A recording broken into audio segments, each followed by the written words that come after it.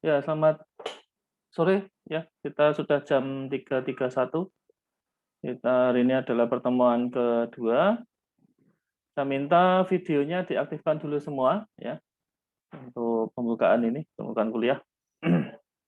Akan saya capture ya.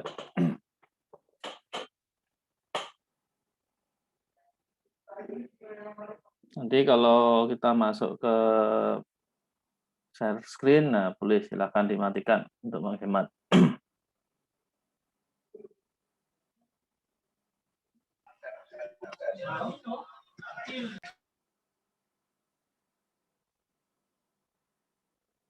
Yuk, yang belum silakan dibuka dulu videonya.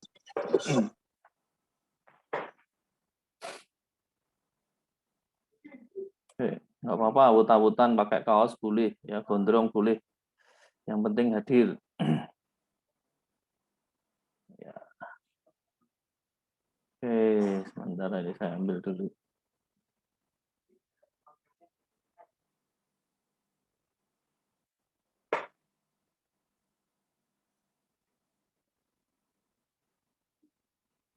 Oke, kita akan melanjutkan materi untuk mekanika fluida pada semester ini.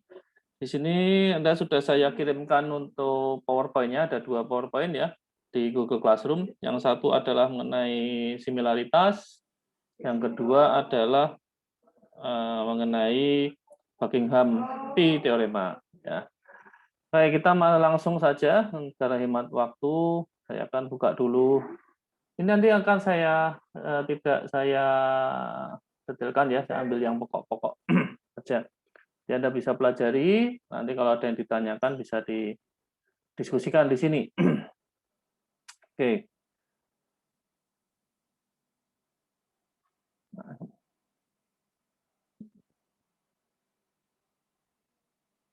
Nah, apa yang dimaksud dengan dimensional analysis? Kemarin sudah kita singgung ya, kita menganalisis dimensi dari equation, dari persamaan yang mengenai sesuatu kondisi pada aliran fluida ya, itu bisa kita analisis, nanti yang kita manfaatkan untuk pengukuran, untuk eksperimen ya, untuk pemodelan ya dan sebagainya.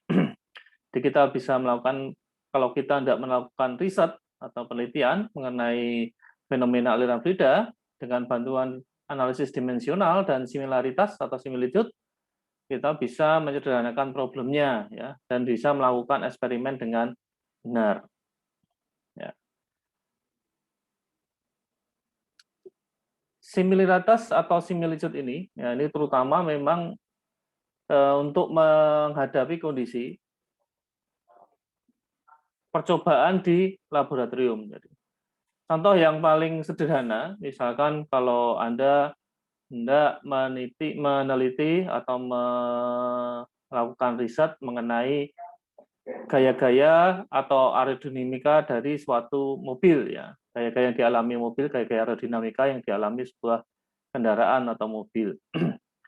Anda tidak kalau kondisi zaman sekarang bisa saja kalau di tempat risetnya itu sangat modern, sangat fasilitasnya sangat lengkap, maka satu mobil itu bisa masuk dalam sebuah wind tunnel. Jadi wind tunnel atau terowongan angin yang dipakai melakukan uji coba adalah yang ukurannya 1:1.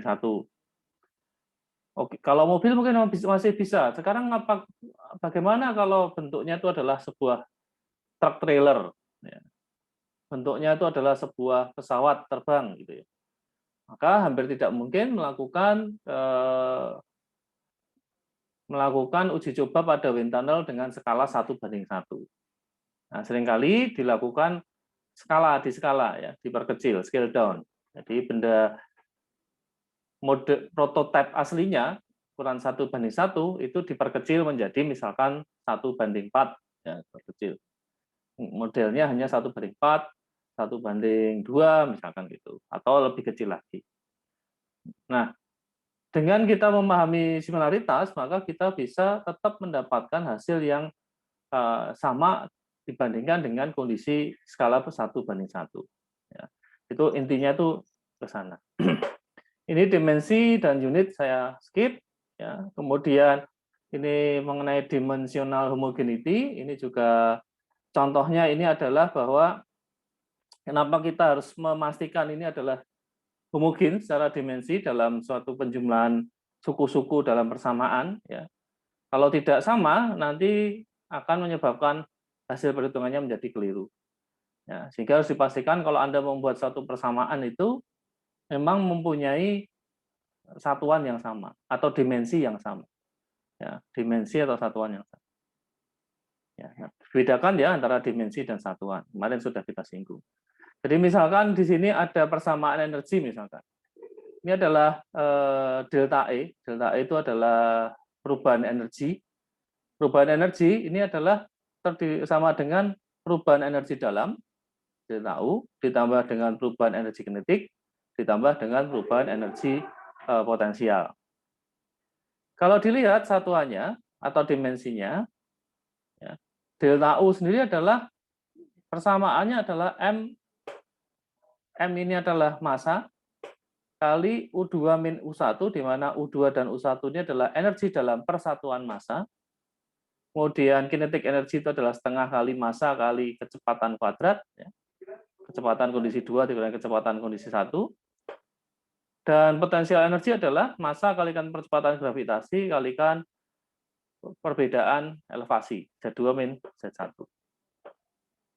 Nah, di sini ini harus dipastikan bahwa ini semua mempunyai dimensi yang sama. Suku delta U ini dan ini harus mempunyai dimensi harus sama, dimensi dan unit ini harus sama atau satuan harus sama. Ya, ini harus sama.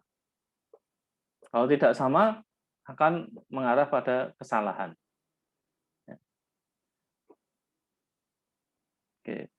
Kalau kita lihat satuannya, kita bisa melihat di sini bahwa satuan energi atau dimensi, sekarang kita langsung ke dimensi saja. Energi ini akan mempunyai, kalau diuraikan, itu adalah merupakan gaya kalikan satuan panjang. Gaya kali panjang. Ya, satuannya biasanya bisa menggunakan, satuannya adalah Newton meter kalau kita lihat satuannya. Bisa juga dinyatakan dalam Joule. Sehingga di sini dimensinya adalah delta E itu adalah ml kuadrat per T kuadrat. Ya. Energi dalam delta U ini mempunyai dimensi massa. Massa ini tadi M kali energi per satuan massa. Massa kali U kecil ya. Kalau U besar itu U total, U kecil itu adalah energi dalam persatuan massa. Hasilnya juga adalah berupa energi, maka di sini satuannya atau dimensinya adalah sama, ml kuadrat per T kuadrat. Begitu juga dengan delta KE dan delta PE, dimensinya adalah menyatakan ml kuadrat per T kuadrat, ini juga ml kuadrat per T kuadrat. Ya. Ini semua kalau dibuat dalam bentuk satuan, kalau kita tuliskan dalam bentuk satuan juga harus ketemu satuan yang sama. Ya. Dalam masing-masing ini akan mempunyai satuan Joule atau bisa juga dalam Newton meter. Ini juga sama. Ya. Ini harus dipastikan sama. Oke. Nah, seperti ini juga sama. Ini adalah misalkan kita punya persamaan Bernoulli, ya, kita harus memastikan bahwa kalau ini persamaan ini, misalkan Anda tidak memegang buku, ya, Anda tidak punya akses ke internet misalkan, Anda menuliskan persamaan Bernoulli, Anda tidak tahu pasti yang Anda tulis itu persamaannya benar atau salah, ya, maka Anda bisa melakukan checking sendiri, yaitu memastikan bahwa mempunyai dimensi yang sama. Masing-masing suku ini dimensinya sama. Kalau masing-masing suku dimensinya sama, berarti persamaan yang Anda tulis adalah sudah benar. Ya, itu kunci salah satu kita memastikan sebuah persamaan itu betul atau tidaknya. Ya, betul atau salah. Kita bisa memastikan di situ. Ya, Anda tahu bahwa Bernoulli itu juga bisa dituliskan dalam bentuk persamaan yang berbeda, ya. Bisa dituliskan dalam bentuk persamaan misalkan per 2, P per rho G. Ya, P per rho G plus P kuadrat per 2G plus Z sama dengan konstan. Bisa juga seperti ini. Bisa juga dituliskan sebagai P per rho ya, plus V kuadrat per 2 ya, plus GZ sama dengan konstan. Ya. Ada bisa membuat 3 persamaan Bernoulli ya, dengan masing-masing akan mempunyai dimensi yang berbeda. Kalau dilihat secara sekilas, kalau saya bicara satuannya, maka di sini satuannya adalah Pascal. Pascal atau bisa dituliskan sebagai Newton per meter persegi. Di sini satuannya adalah GZ, ya. Berarti ini adalah nanti meter per detik kuadrat. Ya. Ini nanti harus kalau dilihat satuan lugunya ya, kita lihat lugu ini kan masih dalam bentuk meter kuadrat per detik kuadrat. Nah, ini biasanya nanti bisa dimanipulasi ya. Dimanipulasi persamaannya menjadi saya kalikan dengan kilogram per kilogram ya. Kilogram per kilogram ya, kilogram meter kuadrat per sekon kuadrat. Ya, hasilnya adalah menjadi ya, ini saya ke sana ya, kilogram per kilogram kali meter kuadrat per sekon kuadrat, hasilnya adalah menjadi kilogram meter per sekon kuadrat ya, kali meter per kilogram ya, atau dengan kata lain ini adalah joule per kilogram ya. Ya, kira-kira begitu. Oke.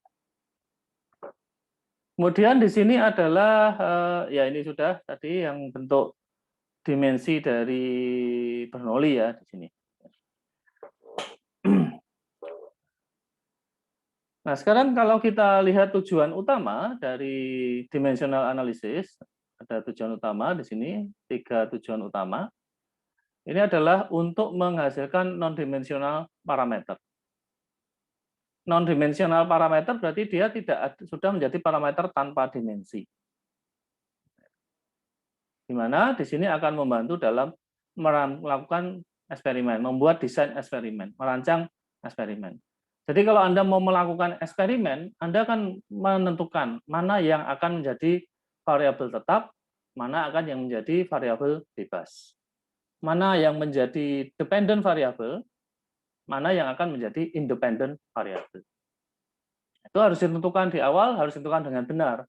Kenapa? Agar yang Anda rubah variabelnya, ya, itu adalah variabel yang berpengaruh terhadap fenomena yang terjadi. Jadi harus dihindarkan Anda mengubah variabel itu, ternyata variabel itu tidak berpengaruh. Anda sudah melakukan eksperimen sampai variabelnya misalkan totalnya perubahannya sampai 20 variasi misalkan. Tapi kalau Anda salah memilih variabelnya yang akan divariasi, maka tidak akan muncul hasil yang baik. Seolah-olah tidak berguna. Pengaruhnya apa di variasi ini nggak akan muncul. Nah, setiap kita mau melakukan eksperimen, harus ditetapkan dulu variabel yang paling besar pengaruhnya itu apa. Itu yang harus dilakukan variasi. Nah, itu nanti bisa dibantu dengan menggunakan dimensional analisis terlebih dahulu. Kemudian, selain itu, dengan adanya dimensional analisis, kita bisa mendapatkan skala, hukum skala. Ya, sehingga performa dari prototipe itu bisa diprediksi berdasarkan performa model. Jadi kalau prototipe itu adalah yang dinamakan prototipe itu, ini adalah skalanya adalah 1:1. Nah, kalau yang model, ini skalanya adalah selain 1:1. Ya, ini bisa diperkecil, bisa diperbesar. Ya, perkecil itu misalkan menjadi 1:4, ya, diperbesar misalkan menjadi 2:1. Tergantung apa yang akan diteliti. Ya. Kemudian juga diperlukan analisis dimensional ini diperlukan untuk memprediksi tren, ya, memprediksi tren kecenderungan, ya, atau hubungan antara parameter. Misalkan contohnya ini adalah koefisien lift misalkan CL, ini adalah sudut serang atau alfa, ya, sudut serang AOA, angle of attack. Ya, maka kalau sudut serangnya ini naik misalkan, maka CL-nya akan naik. Ya. Terus nanti akan terus. Nah, ini adalah untuk prediksi tren. Nah, nanti bisa juga dengan misalkan di sini adalah koefisien atau faktor gesek, ya, F, faktor gesek dalam pipa, dan ini adalah Reynolds number atau RE. Ya, nanti misalkan, oh trennya adalah begini. Oke. Nah, kemudian yang disebut sebagai similaritas atau kesamaan, ya, dalam Anda melakukan sebuah eksperimen ataupun selain eksperimen, Anda juga bisa melakukan numerik, ya. Secara numerik itu artinya bahwa Anda melakukan dengan menggunakan software. Ya. Jadi selain dengan eksperimen langsung, juga bisa menggunakan software. Tapi tetap dua-duanya kita harus menganut masalah similaritas itu. Sebenarnya untuk similaritas itu bisa dibagi menjadi 3 hal, ada 3 kondisi. Ya, untuk mendapatkan komplit, ya, komplit similarity atau similaritas yang lengkap antara model dan prototipe. Ya. Kondisi yang pertama yang paling mudah dicapai itu adalah yang disebut geometric similarity. Geometric similarity ini bahwa sebuah model harus mempunyai bentuk yang sama persis dengan prototipenya, tetapi mempunyai skala yang berbeda. Dengan konstan, ya, skalanya itu harus sama. Misalkan saya punya kubus, ya, ukurannya adalah 1 meter kali 1 meter kali 1 meter. Ini kalau saya secara geometri saya perkecil setengahnya, maka kubus ini harus tetap bentuknya sama dan skalanya adalah konstan. Ya, misalkan di sini menjadi 0,1, 0,1, 0,1. Yang kedua adalah kinematic similarity. Similaritas kinematik. Ya, di sini bahwa velocity atau kecepatan yang melewati setiap titik pada sebuah model, ya, ini harus proporsional dengan prototipenya. Ya, harus proporsional dengan yang dialami oleh prototipenya. Jadi ini kecepatan aliran fluida di sini yang ditunjukkan. Jadi kalau ada aliran fluida di sini, ya, ini V pada prototipe, ya, ini pada V pada model. Nah, nanti yang dialami pada setiap bagian dari model ini harus proporsional dengan yang dialami oleh prototipenya. Ya. Jadi harus proporsional. Selain besarnya juga arahnya sebenarnya. Tidak hanya besarnya, magnitude-nya, tapi juga arahnya. Ya. Yang ketiga, ini adalah yang sulit dicapai sebenarnya untuk similaritas. Ya, ini kondisinya adalah paling sulit dicapai. Itu adalah kondisi yang dinamakan dynamic similarity. Ya, similaritas dinamik. Ya. Dynamic similarity ini diperoleh jika seluruh gaya, ya, pada model, pada aliran model, ya, diskalakan dengan faktor konstan, ya, terhadap gaya-gaya yang terjadi pada prototipe. Jadi selain kalau pada dinamik itu besarnya gaya itu juga mengikuti skala tertentu. Ya, pada pada yang kecil, ya, nanti kalau pada sebuah, misalkan di sini mengalami gaya di sini, mengalami gaya di sini, mengalami gaya di sini, nanti kalau diskalakan akan sama dengan faktor skala yang konstan, akan sama dengan yang dialami pada model. Ya. FM, FM, FM, ini adalah F prototype, F prototype, F prototype. Ya, ini mengikuti skala yang sama dengan skala dengan konstan faktor yang konstan. Itu gaya, berdasarkan gaya. Kalau yang kedua, ini adalah kecepatan. Nah, contohnya seperti ini, misalkan, saya punya sebuah prototipe, ada sebuah prototipe balok-balok, atau ini katakanlah mewakili sebuah struktur bangunan, kemudian ada kecepatan, V prototipe yang di skala banding 1 banding 1 sekian. Kemudian saat dia terjadi kontak dengan prototipenya ini, maka di sini vektor kecepatannya arahnya ke sana, ya ini vektor kecepatan ke sana besarnya sekian. Di sini ke sana juga besar sekian, ke sini besar sekian, ya. Nah, ini kalau ditinjau pada titik corresponding yang sama, jadi lokasi ini pada lokasi yang sama di sini, maka ini adalah V, ini misalkan ini VP1, ini adalah VM1. Ini VP2, ini adalah VM2, ini VP3, ini adalah VM3. Nah, ini mengikuti ada faktor skalanya itu harus sama. Ya, harus konstan. Misalkan di model, kalau di sini dari prototipe ke model ini harus dikalikan dengan 1/2-nya. Maka VM1 misalkan, VM1 adalah 1/2 kali dari VP1. VM2 ini juga 1/2 kali dari VP2. VM3 ini adalah sama dengan 1/2 kali dari VP3. Itu seterusnya. Begitu juga dengan FD-nya, ya.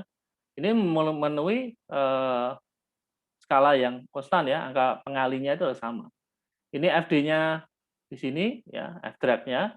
Misalkan ini FDP1, di sini FDP2, ya, maka yang dialami di sini ini adalah FDM1, di sini juga misalkan ada FDM2, maka dia juga ada faktor yang sama, misalkan saja bahwa FDM1 ini adalah misalkan setengah dari FDP1.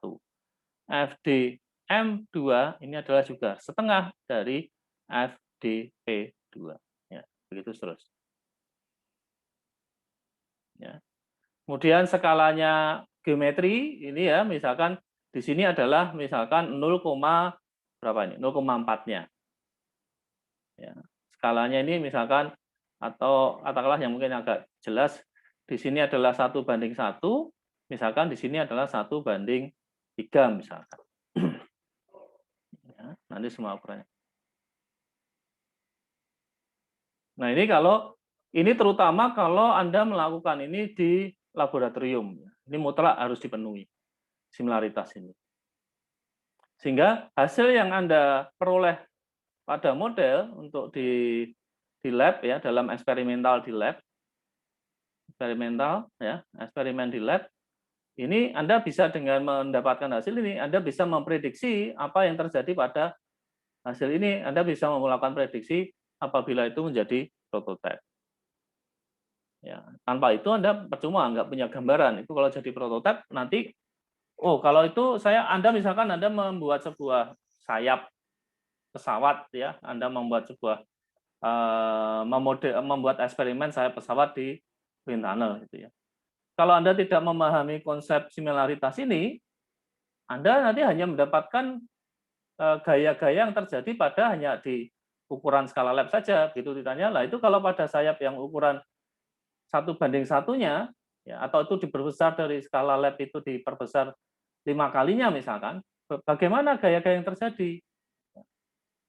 Nah, tanpa memahami ini, Anda tidak bisa mengerti. Berarti kalau ukuran besar, nggak bisa seperti itu, ya.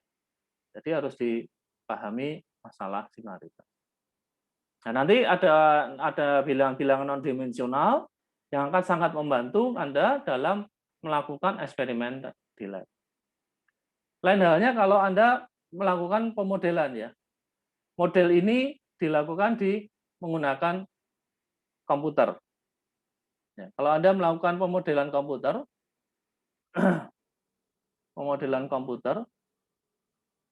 ya, misalkan Anda menggunakan ANSYS gitu ya, ANSYS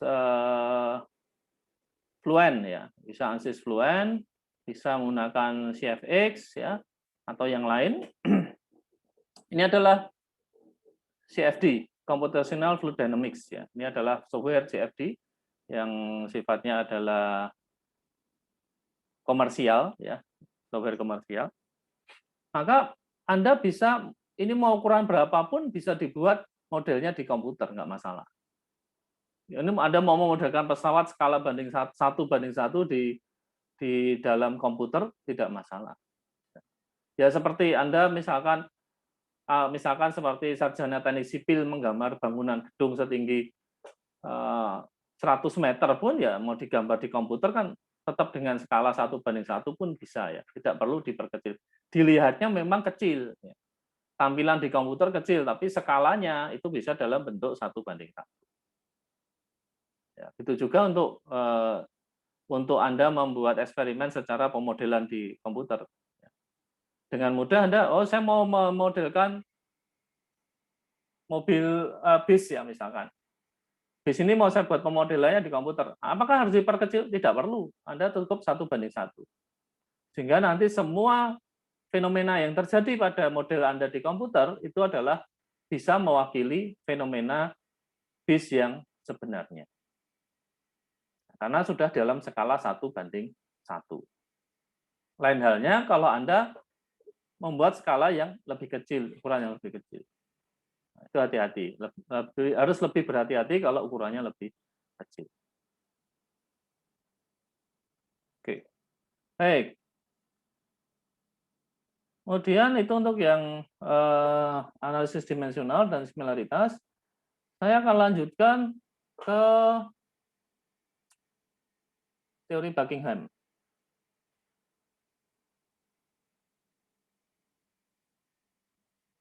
Buckingham P-teorema.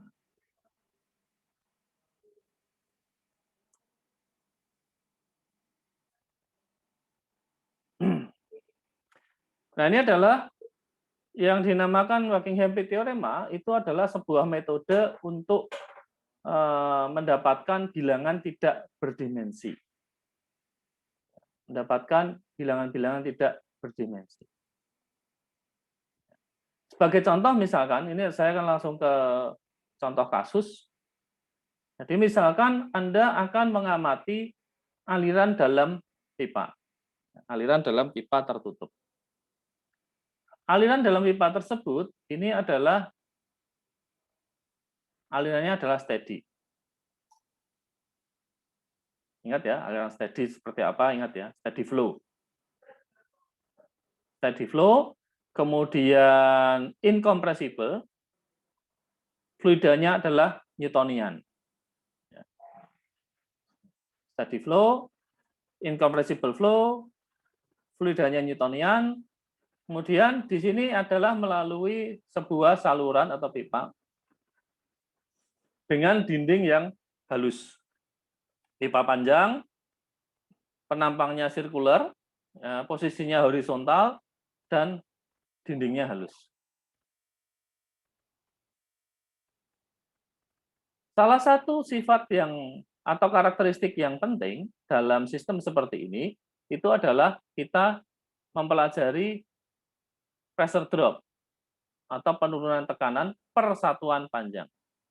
Penurunan tekanan per satuan panjang yang terjadi pada sepanjang pipa. Pressure drop tersebut atau penurunan tekanan tersebut kadang-kadang juga biasa disebut sebagai pressure loss. Ya, pressure drop atau pressure loss. Sehingga kalau pressure loss nanti notasinya adalah PL.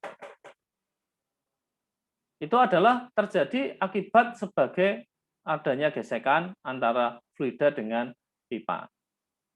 Nah, meskipun pipanya ini adalah halus, ya dindingnya halus, dia tetap saja akan terjadi gesekan karena ingat bahwa fluida itu mempunyai viskositas. Ya, di sini tidak dinyatakan non-viscous, ya. Dia steady flow, incompressible, neutral and fluid, tapi tidak ada pernyataan non-viscous. Berarti ini adalah fluida viscous. Selama fluidanya itu mempunyai viskositas atau viscous flow, alirannya aliran viskos, maka akan ada gesekan. Ya. Akan ada rugi-rugi akibat kontak atau akibat gesekan antara fluida dengan dinding pipa. Nah, untuk kita bisa mempelajari pressure drop ini, ya, persatuan panjang, maka kita harus merencanakan eksperimennya seperti apa untuk mempelajari kasus ini. Ya, yang berpengaruh itu apa saja? Yang berpengaruh terhadap penurunan tekanan itu apa saja? Ya. Nah, kita tidak bisa, berpengaruh ini. Belum tentu. Ada banyak hal yang akan mempengaruhi pressure drop aliran fluida dalam pipa. Ya, yang pertama kita akan menentukan variabel-variabel yang berpengaruh. Variabel tersebut itu adalah kalau kita pilah-pilah, ya, kita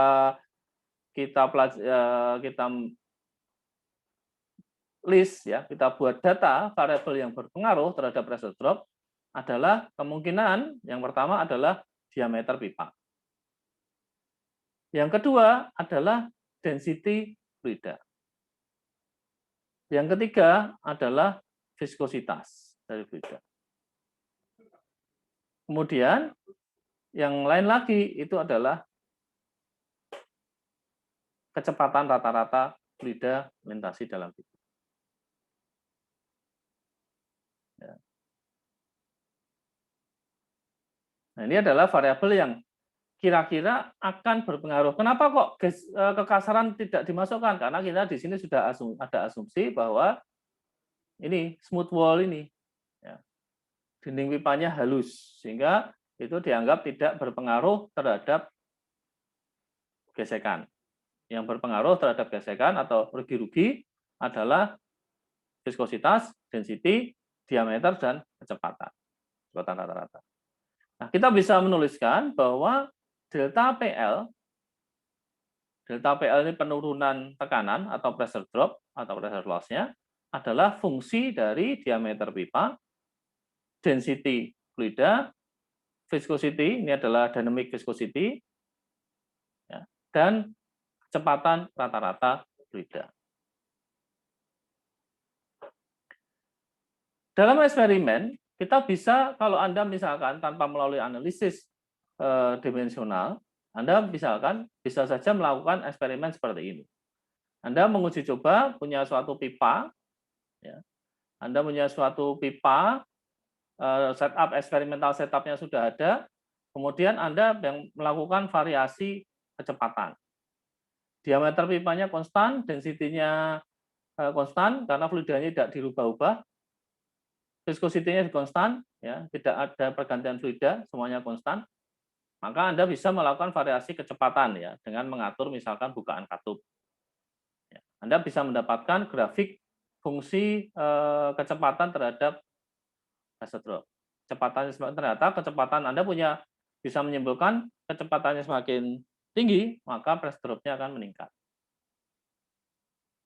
Begitu juga yang lain, Anda melakukan variasi ganti-ganti pipanya. Kecepatannya dibuat konstan, fluidanya tetap, sehingga keduanya ini konstan, maka Anda bisa mendapatkan karakteristik pressure drop terhadap variasi diameter pipa.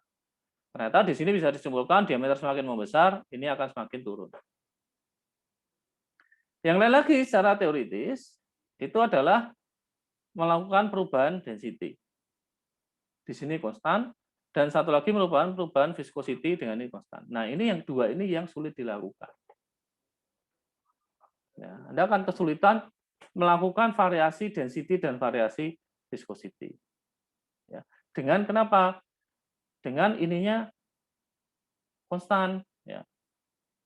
Ini juga, ini ada variasi viscosity, ininya konstan, itu tidak mudah. Ya. Tidak mudah dilakukan. Nah, sehingga nanti kita akan membuat analisis dimensional untuk mendapatkan parameter non-dimensional, sehingga dengan diwakili parameter non-dimensional, kita bisa mempelajari karakteristik penurunan tekanan pressure drop pada aliran dalam pipa. Nah, metodenya yaitu adalah menggunakan salah satunya ada berdua metode ya. Nanti ada yang saya akan menggunakan dengan metode variabel berulang, yaitu adalah Buckingham teorema dengan metode yang pengulangan variabel. Ya. Saya langsung bahas ke contoh. Jadi, bentar, saya stop share, saya ganti ke whiteboard saja. Oke, ini akan lebih mudah dilihat. Jadi kasusnya adalah ini ada sebuah pipa.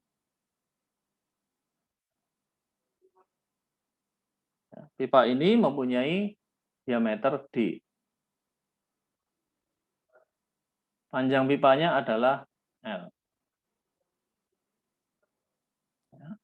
Kecepatan aliran di sini adalah V, kecepatan rata-ratanya.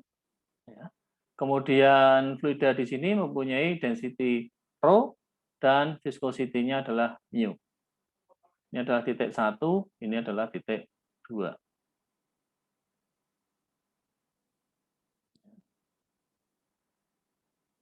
Jadi kalau kita tuliskan tadi bahwa delta PL ini adalah fungsi dari diameter, density, mu, dan V. Nah, ini Anda harus bisa menuliskan dengan benar ya, faktor-faktor atau variabel yang berpengaruh terhadap, yang kira-kira berpengaruh terhadap penurunan tekanan atau pressure drop. Nah, delta PL ini disebut sebagai dependent variable atau variabel yang tergantung. Nah. Oke. Nah, sekarang kita akan membuat breakdown dimensi pada masing-masing variabel ini. Breakdown dimensinya yaitu bahwa delta PL ini kan dia mempunyai unitnya adalah, kalau dilihat unitnya dulu, unitnya adalah Pascal per meter. Kenapa per meter? Ini adalah penurunan tekanan per satuan panjang pipa. Sehingga di sini unitnya adalah Pascal per meter. Dari Pascal per meter ini, Anda bisa membuat bentuk unit yang lain, satuan yang lain, misalkan menjadi kilogram meter per sekuan kuadrat, ini mewakili Newton, ya, Newton per meter persegi kalikan meter menjadi meter pangkat 3. Atau dimensinya ini adalah menjadi M, ya, L min 2, T min 2. Ini dimensinya. Ya. Ini, oh ya, ada beberapa buku yang berbeda-beda menampilkan. Ini mungkin perjanjiannya. Saya menampilkan massa, ini notasinya adalah M kecil. Kemudian panjang, saya memakai notasinya adalah L besar. Waktu, saya memakai notasinya adalah T kecil. Ya, nanti kalau ada temperatur misalkan, saya mewakili notasinya adalah T besar. Ya. Soalnya buku yang lain dia menyatakan M besar, L besar, T besar, di sininya diganti dengan temperaturnya ada yang menggunakan theta, ada yang menggunakan T kecil. Ini saya pakai yang ini. Jadi M itu berarti mewakili M kecil itu massa, L besar panjang, T kecil adalah waktu. Nah sekarang D. D ini adalah satuannya adalah meter, sehingga dimensinya, saya bisa tulis dimensinya adalah sama dengan L. Ya. Kemudian density, satuannya kalau kita tulis adalah kilogram per meter kubik. Ya. Dimensinya menjadi M L min 3. Viscosity dimensinya adalah Pascal sekon. Ya, dimensinya adalah Pascal sekon. Pascal sekon kalau Anda breakdown nanti bisa Anda mendapatkan dimensi atau mendapatkan satuan kilogram per meter sekon. Sehingga dimensinya adalah M L-1 T-1. Ya. Yang terakhir adalah V. V ini adalah mempunyai unitnya atau satuannya adalah meter per detik. Ya, sehingga dia akan mempunyai dimensi L T-1. Ya.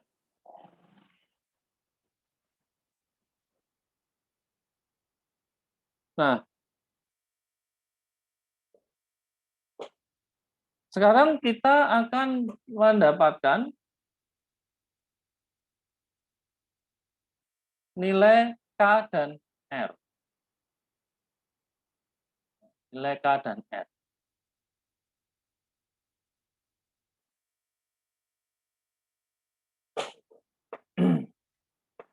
K itu adalah ini nilai nanti dipakai K dan R itu untuk mendapatkan jumlah variabel P-nya. Berapa P yang akan kita buat.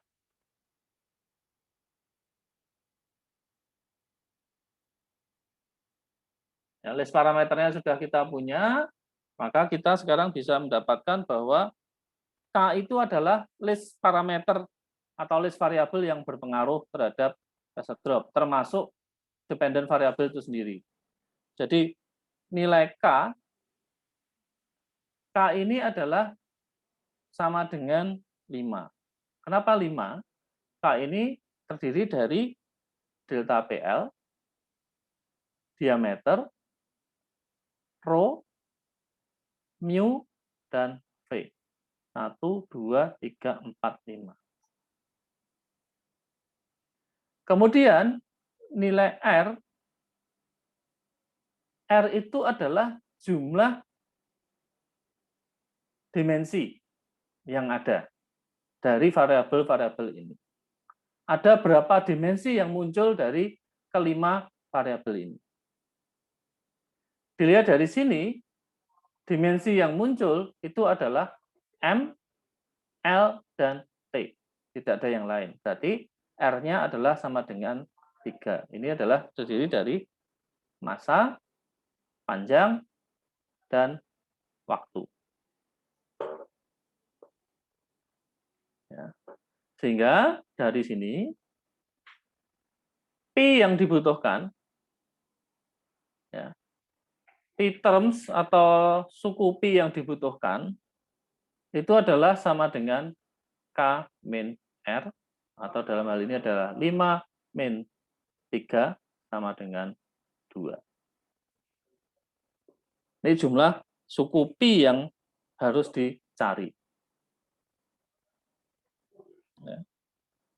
Ada 2, berarti nanti ada Pi1 dan Pi2 yang harus dicari. Kemudian berikutnya kita harus menentukan, karena metodenya adalah variabel berulang, metode variabel berulang atau repeating variabel, maka kita harus menentukan variabel apa saja yang akan diulang. Kita harus menentukan variabel apa saja yang akan diulang. Variabelnya kan ada yang kita pilih non selain yang dependent. Jadi kita punya variabel D, rho, mu, V. Nah, dari 4 variabel ini, kita harus memilih variabel yang akan diulang. Nanti saya tuliskan di sini. Misalkan kita memilih repeating variabelnya atau variabel berulangnya adalah saya pilih yaitu D, rho, dan V. Ini saya memilih 3 variabel ini sebagai variabel berulang.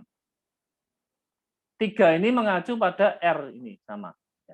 R-nya 3, maka kita memilih ini juga 3. Repeating variabelnya. Oke, sekarang kita akan menuliskan pi-nya. Kita punya 2 pi. Pi yang pertama, ini adalah delta PL. Yang tidak berulang kita teruskan dulu. Nah, ini kita mulai dari yang delta PL dulu. Ini yang dependent variable, tidak boleh diulang kalau dependent. Kemudian yang berulangnya adalah D, P, dan rho. Ini saya tulis beri pangkat A, B, dan C pangkat. Ya.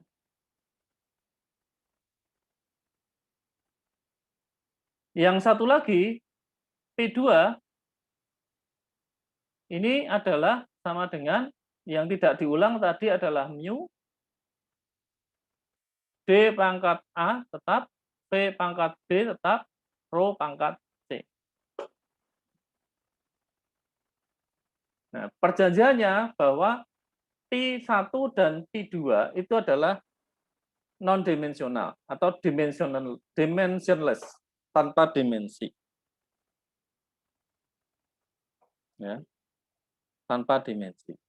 Sehingga kalau saya tuliskan dalam bentuk persamaan, ini saya teruskan di sini di bawah, maka P1 ini adalah dimensi masing-masing variabel ini saya tuliskan di sini. Dimensi P ini adalah M, L min 2, T min 2. Dimensi D ini adalah L, pangkatnya A. Dimensi V itu adalah L, T min 1, pangkatnya adalah B. Dimensi rho ini adalah M, L min 3, pangkatnya adalah C. Dan ini harus sama dengan, karena kita non-dimensi, menjadi M pangkat 0, L pangkat 0, dan T pangkat 0. Ini harus sama ini. Nah, sekarang berikutnya adalah kita menyelesaikan, mencari variabel yang tidak diketahui di sini, yaitu adalah A, B, dan C. Ya, A, B, dan C ini yang harus kita cari. Caranya adalah, sekarang kita tinjau dulu untuk dimensi M. Dimensi M, Anda lihat di sini, di suku pertama, M ini mempunyai pangkat 1. Ada 1 pangkatnya. Suku kedua tidak ada M, suku ketiga tidak ada M, suku tiga punya M, pangkatnya adalah C, positif, plus C. Adalah harus sama dengan 0. Ini pangkat M kan di sini harus sama dengan 0. Maka 1 plus C sama dengan 0. Pangkat L, nah sekarang dimensi L di sini ada min 2. Kita tuliskan min 2. Di sini A pangkatnya plus A. Kemudian di sini adalah plus B. Ya, L pangkat B berarti plus B. Dan yang berikutnya adalah L pangkat min 3 kali C, berarti minus 3C. Ini harus sama dengan 0. Ya. Yang terakhir adalah T. T di sini adalah pangkatnya adalah min 2. Ada suku pertama, tidak ada. Di sini ada min 1 kali B, berarti di sini adalah min B adalah sama dengan 0. Ya. Kalau ini diselesaikan, ini dari sini Anda bisa melihat bahwa C sama dengan min 1. Kemudian di bawahnya ini min 2 min B sama dengan 0, maka B adalah sama dengan min 2. Nah, C dan B sudah diperoleh, maka nilai A bisa kita cari. A-nya adalah min 2. Ini min 2 plus 3. Berarti min 4 plus 3. atau sama dengan min A min 1 sama dengan 0. Ya, ini kita masukkan ke sini. Substitusikan B dan C ini kita ganti min 1 dan min 2. Kemudian kita selesaikan, kita peroleh nilai A adalah sama dengan 1. Ya. Sehingga kalau ini pangkat ini kita kembalikan ke sini, ya, A, B, C ini kita masukkan ke atas. A ini adalah pangkat 1, B-nya adalah min 2, C-nya adalah min 1. Ya. Ya. Maka di sini kita bisa memperoleh bahwa P1 adalah sama dengan delta PL, D pangkat 1, V pangkat min 2, dan rho pangkat min 1. Atau bisa dituliskan sebagai delta PL D per rho V kuadrat. Nah, ini P1 sudah kita selesaikan. Ini P1. Berikutnya sama dengan yang P1, P2, ini bisa kita selesaikan juga. Sama prosedurnya. Dengan melakukan prosedur yang sama, maka P2 ini adalah sama dengan M L-1 T-1 kali L pangkat A kali L T-1 pangkat B kali M L-3 pangkat C. Ini juga harus sama dengan M pangkat 0, L pangkat 0, T pangkat 0. Sehingga kita selesaikan terhadap M. Ya, M-nya adalah 1 plus C sama, ini M-nya kan pangkat 1, ini M-nya pangkat C, 1 plus C adalah sama dengan 0. Ya. Kemudian L-nya adalah sama dengan min 1 plus A plus B, min 3C sama dengan 0, dan T-nya adalah sama dengan min 1, min B adalah sama dengan 0. Kalau ini kita selesaikan, kita peroleh bahwa C sama dengan min 1, B-nya adalah sama dengan min 1 juga, dan A-nya juga sama dengan min 1. Nah, dari sini kita bisa tuliskan bahwa P2 P2 adalah sama dengan P2 itu mu, ya, mu kali D pangkat A pangkat min 1, V pangkat B min 1, rho pangkat C min 1. Atau P2 adalah sama dengan mu dibagi rho kali V kali D. Ini P2. Itu ya.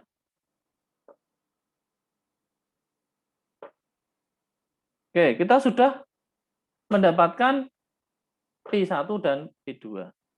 Nah, ini kalau kita tuliskan dalam kembalikan dalam persamaan P tadi, maka kita bisa menuliskan bahwa P1 ini adalah fungsi dari P2.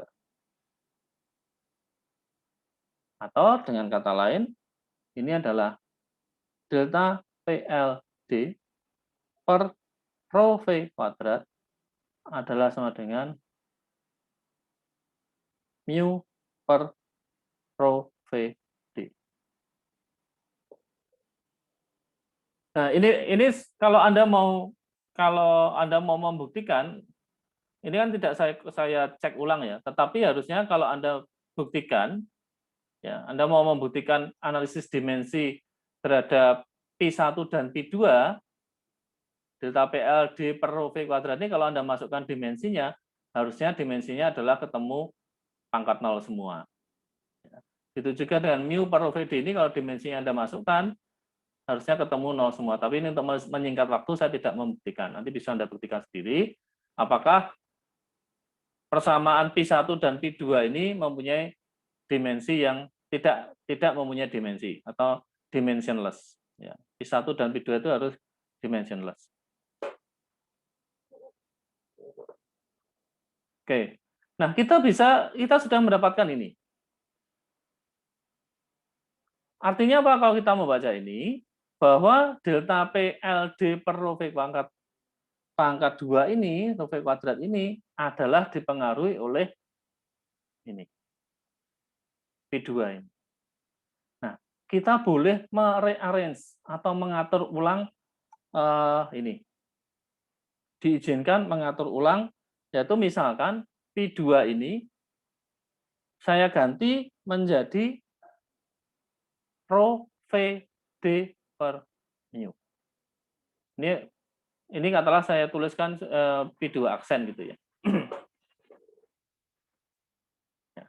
Sehingga kita boleh menuliskan ini karena kita menggunakan ini, persamaan ini kita ganti ini. Maka relasinya antara P1 P2 bisa kita tuliskan sebagai PLD per rho V kuadrat adalah sama dengan fungsi dari rho VD per mu.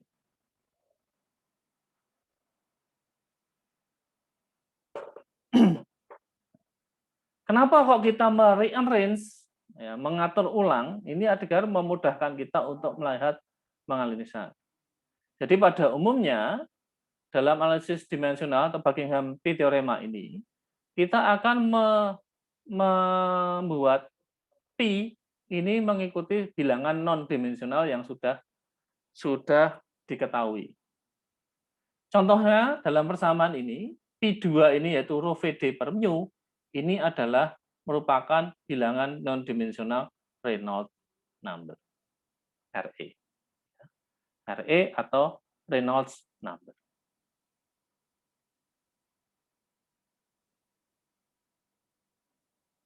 Ya, Reynolds number. Ya. Jadi namanya Reynolds number itu adalah salah satu contoh bilangan tidak berdimensi, ya, di mana dia akan menunjukkan bagaimana pengaruhnya terhadap aliran-aliran fluida. Anda tahu bahwa nanti kalau Anda pelajari bahwa aliran itu berbentuk laminer atau turbulen, semuanya bisa ditunjukkan dengan angka bilangan Reynolds. Bisa diwakili dengan bilangan Reynolds. Kapan alirannya laminer itu bilangan Reynolds-nya adalah range-nya sampai sekian. Kapan dia turbulen adalah sekian. Kapan dia transisi adalah antara sekian dan sekian. Itu bisa dengan hanya diwakili oleh bilangan Reynolds. Nah, ini yang saya katakan tadi bahwa bilangan tidak berdimensi ini akan memudahkan kita membuat analisis terhadap aliran fluida.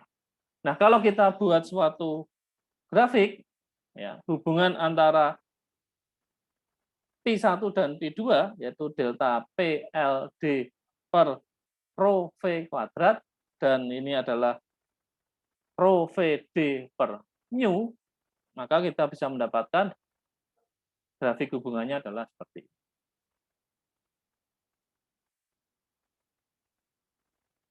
Nah, nanti dari yang grafik dengan berbagai jumlah sekian grafik tadi bisa diringkas dengan seperti ini, kita bisa melakukan analisis yang lebih praktis, ya. Ya, nanti detailnya akan saya lanjutkan minggu depan. Nah, satu lagi, tadi kan kita menuliskan memilih, kenapa kok kita memilihnya repeating variabelnya D rho V. Nanti kalau ada pertanyaan, kenapa kok tidak memilih repeating variabelnya yang lain, misalkan D mu V. Bisa saja Anda pilih D mu V. Ini bisa saja. Kalau saya pilih yang lain, misalnya rho mu V, ya bisa, tapi nanti bilangan tidak berdimensinya, P-nya mungkin tidak akan mengacu pada bilangan non-dimensional yang sudah yang bersifat menyeluruh, ya, dia bisa berpengaruhnya memang lebih kuat dibandingkan yang lain. Anda bisa coba, Anda selesaikan berdasarkan mau saya ganti misalkan pakai repeating variabelnya tidak di row v tapi di mu v, bisa saja. Nah, nanti Anda bisa mendapatkan pi yang lain, pi yang berbeda. Nah, bilangan konvensional kan banyak ya, ada Prandtl number, ada Reynolds number, ada Nusselt number ya, Grashof ya, banyak sekali. Nanti kan misalkan seperti Prandtl, Nusselt itu kan banyak dipakai di perpindahan panas. Oke. Oke, itu sudah 1 jam lebih sedikit ya. Ini adalah saya sudah menjelaskan mengenai Buckingham teorema. Ya. Baik, ada pertanyaan? Belum saya tutup. Mohon maaf Pak, apa boleh catatan yang tadi Bapak tulis di share nanti Pak? Ya, bisa. Nanti saya share. Ya, akan saya share Makasih, semua Pak. ya. Yang di whiteboard tadi juga akan saya share, termasuk rekamannya. Baik, Pak. Oke, Makasih, Pak. saya sudah membuat soal quiz di Google Classroom. Nanti baru bisa dibuka jam 16.45. 16.45 berarti nanti jam 5 kurang seperempat. Dan waktu pengerjaannya hanya sampai jam 5, hanya 15 menit. Gampang, ya, hanya 3 soal. 3 soal gampang. Ini hanya pemanasan dulu. Jadi nanti silakan dikerjakannya langsung di Google Form-nya itu. Kan saya buat soalnya di dalam bentuk Google Form. Moga-moga bisa diakses dan dikerjakan ya, karena ini pertama kali. Nanti kalau misalkan Pak ada masalah gini-gini, ya oke lah. Tapi harapannya bisa dikerjakan. Jadi Anda buka nanti 16.45 sampai jam 17, Anda kerjakan kuis singkat ya, itu hanya untuk refreshing saja ya. Ada 3 soal dengan poin bobotnya beda-beda ya, nanti langsung dikerjakan di Google Form dan di submit ya. Kemudian juga jangan lupa untuk isi presensi di OJW. Baik, saya rasa itu yang bisa saya sampaikan. Nanti minggu depan mungkin saya tambahkan beberapa hal sedikit lagi mengenai analisis non-dimensi. Kemudian bisa kita lanjutkan nanti langsung nyambung ke materi berikutnya. Oke, ada lagi yang ditanyakan? Tidak ada? Belum ada, Pak. Oke, baik. Silakan Anda masih punya waktu mungkin 7 menit, berapa ya? 12 menit ya, sebelum nanti bisa mengerjakan kuis.